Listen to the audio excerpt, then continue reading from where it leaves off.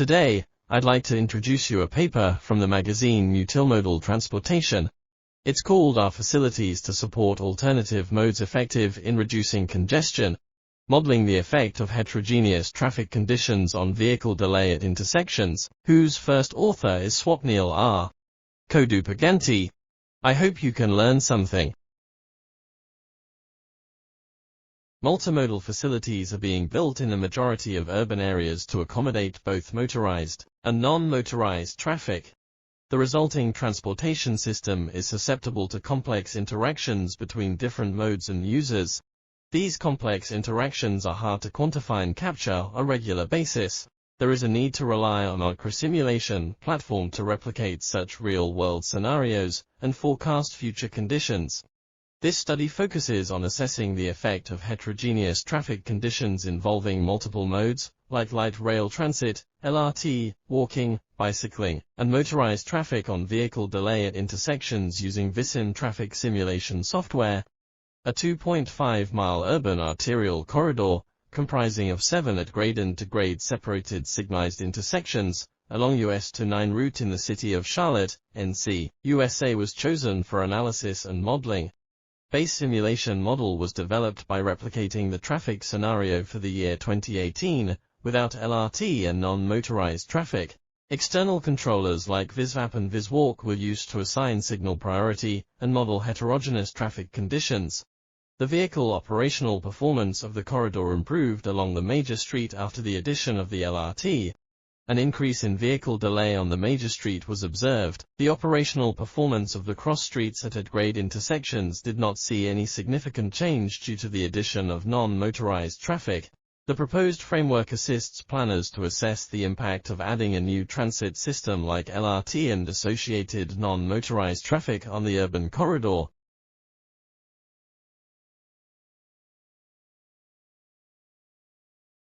The Blue Line LRT is the Charlotte region's first LRT service. It is 18.9 miles long and extends from I-485 at South Boulevard to the University of North Carolina Charlotte's main campus. The first section was opened in November 2007 and runs from I-485 at South Boulevard to Uptown Charlotte. This section is 9.6 miles long with 15 stations and 7 park and ride facilities. The second section from Uptown Charlotte to UNC Charlotte's main campus was opened in March 2018. This extended section is 9.3 miles long with 11 stations and 4 park and ride facilities.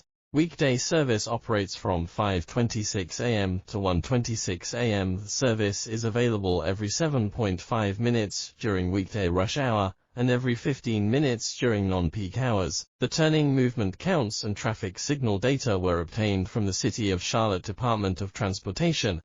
Pedestrian data was collected at 6 intersections where the LRT is operating at grade.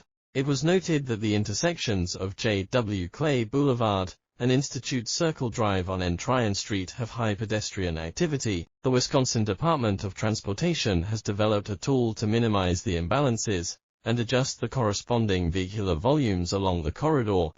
The vehicular volumes for all the intersections are fed into the macro-enabled Excel sheet as raw data. The vehicles already in the network, vehicles entering the network, vehicles exiting the network, and vehicles making U-turns are all required to balance the vehicular volumes. These vehicular volumes are initially balanced using the vehicular volume balancing tool. The difference in the entering and exiting vehicular volumes at the successive intersections is distributed proportionally based on their corresponding vehicular volumes. The tool runs multiple iterations adjusting the vehicular volumes until the differences in vehicular volumes are minimal. In spite of applying the process, vehicular volume imbalances persist in most of the cases, but they are lower in magnitudes. These imbalances are further adjusted manually to improve the degree of precision. Aerial images of the LRT study corridor and cross streets were used in the background of Vissim traffic simulation software to build the road network and replicate the geographical offsets between traffic signals. The cross streets, however, were modeled only for relatively shorter lengths, as the effect on N. Tryon St. LRT study corridor was the focus of this study. Vehicle routes in the model was provided after balancing vehicular volumes and establishing control points at Ewate Harris Boulevard, University City Boulevard, and Mallard Creek Church Road. Travel time and speed data were used to generate cumulative distribution function curves and reflect the speeds of the vehicles in the LRT study corridor. The desired speed distributions were allocated by the direction of travel in the Vissim traffic simulation software. A P, with departure times to ensure LRT frequency during the peak hour of analysis. For simulation scenarios were developed to understand the effect of heterogeneous traffic conditions on the operational performance of vehicles. They are vehicular traffic with LRT, vehicular traffic with LRT and pedestrians, vehicular traffic with LRT, pedestrians, and bicyclists. Increase or decrease in vehicular traffic with LRT, pedestrians, and bicyclists.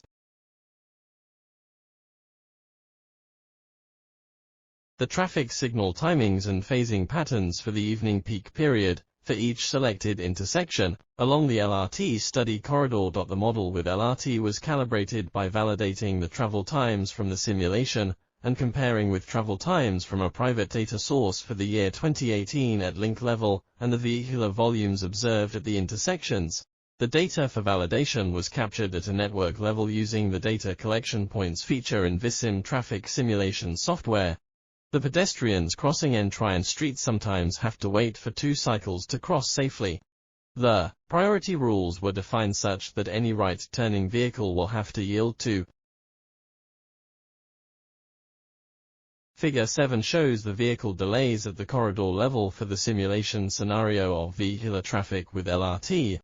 Figure 8 shows the vehicle delays at the corridor level for the simulation scenario of vehicular traffic with LRT, pedestrians, and bicyclists. The corridor evaluation was captured during the simulation run for both the simulation scenarios to identify the locations where vehicles experience more delay.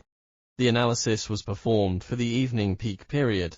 The results indicate that the increase in pedestrian activity increases the vehicle delay on the major street approaches along the travel direction of LRT, northbound through and southbound through, and also the major street turning movements, northbound left and southbound left, conflicting the TIA. The green time for the pedestrians to cross the road along the minor streets is higher than the green time for pedestrians trying to cross the road on major streets due to the addition of the LRT. The intersections which are grade separated from the LRT also have seen an increase in vehicle delay on cross-street approaches due to the increase in delay at the upstream and downstream intersections.